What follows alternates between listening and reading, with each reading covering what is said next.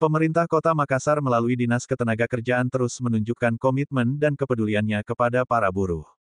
Pada momen May Day, Disnaker mengumpulkan buruh sekota Makassar untuk berdialog bersama dalam rangkaian Malam Ramah Tamah di Hotel Claro pada Jumat malam tanggal 3 Mei tahun 2024. Wali Kota Makassar, Moh Ramdan Pomanto, yang hadir dalam ramah tamah tersebut menyampaikan kegiatan ini rutin digelar tiap tahun sebagai salah satu rangkaian peringatan May Day, yang bertujuan mempererat tali silaturahmi, serta sebagai cara pemerintah kota untuk merespon aspirasi para buruh. May Day, disitulah tempat kita bercermin tentang bagaimana hubungan kerja dan nasib para pekerja kita. May Day, disitulah kita mengevaluasi tentang banyak hal dalam satu tahun. Inilah luar biasanya para pekerja dan buruh. Saya saja arsitek, tidak ada namanya hari arsitek. Tidak ada hari pemerintah daerah, tidak ada. Hari otonomi daerah ada, tapi tidak libur.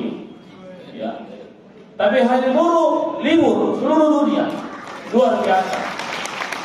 Sementara itu, Kepala Dinas Ketenagakerjaan Kota Makassar, Nilma Palamba, mengatakan kegiatan ini diharapkan dapat menjadi momen untuk meningkatkan hubungan industrial LKS Tripartit atau Forum Komunikasi, Konsultasi dan Musyawarah tentang masalah ketenagakerjaan yang anggotanya terdiri dari unsur pemerintah, organisasi, pengusaha, dan serikat pekerja atau serikat buruh.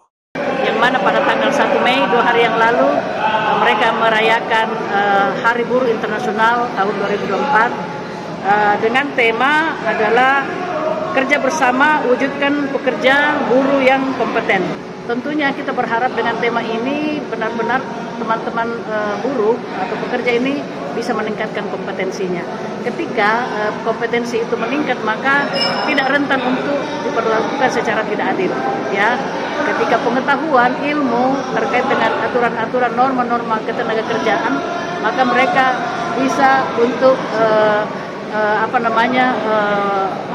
lebih kritis terhadap aturan-aturan dari perusahaan. Ia menambahkan, dengan mengusung tema wujudkan Makassar Kota Kompeten dan Inklusif, diharapkan para buruh atau serikat pekerja lebih meningkatkan kompetensinya agar kedepannya tidak mudah diperlakukan secara tidak adil dan berdasar pada norma-norma ketenagakerjaan.